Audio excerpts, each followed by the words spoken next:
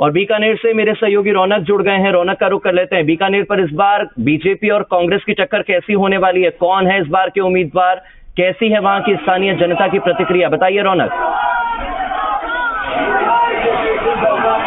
निश्चित तौर पर देखिए, दोनों पार्टियों की देखिए बीजेपी की दूसरी सूची जारी हो गई है, उसके साथ बात करूं कांग्रेस की पहली सूची। यानी अब जिस तरह से चुनावी बिसात पूरी तरह से दोनों पार्टियों ने बिछा दी और माहौल यहां पर साफ तौर पर आप देख सकते हैं। तमाम कैंडिडेट जिनके नामों की घोषणा हुई है उनके घर के बाहर जश्न का माहौल है।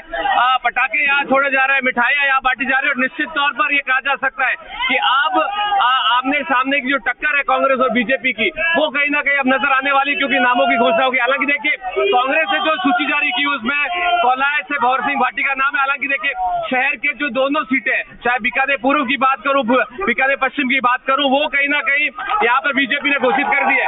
आप देख सकते हैं तस्वीरें जेठानंद व्यास, जिनके नाम पर बीजेपी ने इस बार दांव खेला है। मेरे साथ बातचीत करने के लिए मौजूद है, बातचीत करता हूँ।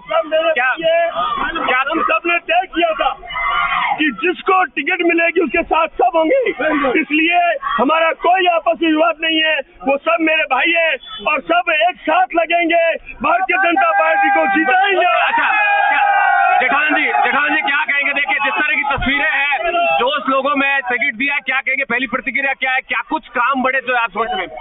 कैसे? क्या कहेंगे? पहली प्रतिक्रिया क्या है? टिकट मिलने के बाद लोगों में जश्न है पूरा बीकानेर, क्योंकि ये चुनाव जेठानंद नहीं लड़ रहा है, ये बीकानेर की जनता चुनाव लड़ रही है।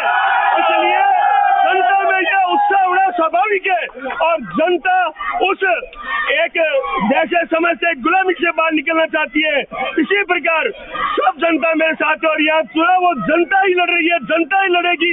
मैं जनता का सेवक होकर की तस्वीरें अभी सामने आ रही है, उस पर क्या कहेंगे? क्योंकि लगातार देखिए तस्वीरें यहाँ पर साफ है। निश्चित तौर पर जेठानंद व्यास के घर के बाहर की तस्वीरें हैं। अगर बात की जाए, देखिए संघ का बैकग्राउंड है इनका और उसके बाद अभी बीजेपी में शामिल किया गया था, कुछ दिन पहले शामिल हुए और अब जो है बीकानेर पश्चिम सीट पर, हालांकि देखिए पिछले चुनाव में बीजेपी को हार का सामना करना पड़ा था, लेकिन इस बार फिर से नए चेहरे को इस बार जो है मौका दिया गया निश्चित तौर पर। हालांकि देखिए, बीकानेर पूर्व की बात करूं, सिद्धि कुमारी 3 बार लगातार विधायक रही है, चौथी बार फिर एक बार जो है वो दाव यहाँ पर बीजेपी ने यहाँ खेला उनके नाम पर। तो कहीं ना कहीं बीजेपी ने 3 नामों की घोषणा की है। नोखा से बिहारी लाल बिश्नोई, बीकानेर पूर्व से सिद्धि कुमारी और बीकानेर पश्चिम से जेठानंद व्यास की घोषणा हुई है। तस्वीरें यहाँ पर लगातार कैमरा सहयोगी से दिखाते रहे, जिस तरह से तस्वीरें यहाँ पर आ रही है सामने, निश्चित तौर पर यह कहा जा सकता है कि जिस तरह से बीजेपी की दूसरी रौनक आप तस्वीरें दिखाते रहिए। हम अपने दर्शकों को यहाँ पर कुछ जरूरी इन्फॉर्मेशन